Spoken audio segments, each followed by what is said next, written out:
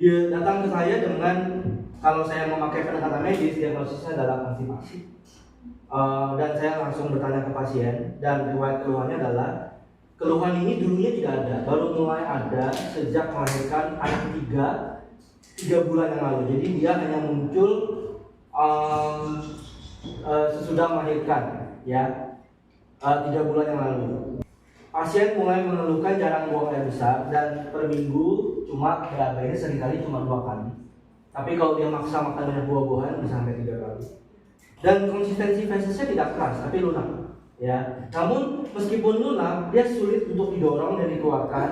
Bahkan pasien mengeluh harus menarik nafas dan mengeluarkan nafas ngoyo untuk bisa menedan. Dan biasanya habis selesai buang air besar, dia capek. Dan keluhan tambahan yang menyertai adalah perutnya kembung, penuh, tapi kalau ditekan tidak nyeri. Ia juga sering mengeluh lelah, kurang tenaga. Dan pasien agak, kurang tenaga. Ya, setelah bahkan melakukan aktivitas ringan aja capek, terutama kalau dia habis menyusui karena pasiennya full breastfeeding. Dan apabila makan banyak, perut terasa kembung dan mual. Nafsu makannya tidak stabil. Dia pengen makan, dia craving for something sweet, tapi pada saat habis makan, dia malah kembung dan makin kesini makin tidak nafsu makan. Ya. Pasien juga sulit tidur.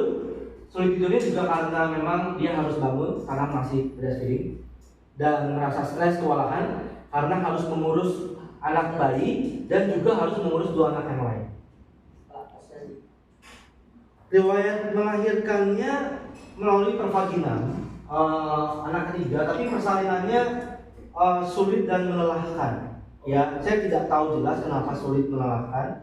Dan karena 2 anak sebelumnya baik-baik saja dan melahirkan normal, jadi pasien memutuskan untuk juga melahirkan secara normal dan tidak siap dengan proses persalinan yang ternyata panjang dan melelahkan. Ya. Dan beliau mengeluh bahwa setelah melahirkan yang ketiga ini, tubuhnya tidak pulih seperti habis melahirkan sebelum-sebelumnya. Dan disangkal riwayat trauma robekan pada rektum dan area perineal, dan juga tidak dilakukan episiotomi oleh dokter. Penampakan inspeksi, pasiennya terlihat kurang bersemangat, cenderung lesu, ekspresinya terlihat kelelahan, sinar matanya tidak cerah, dan pada saat anamnesis itu pasiennya cenderung matanya tidak bisa fokus ke saya, gitu. Matanya kayak kemana-mana. Ya.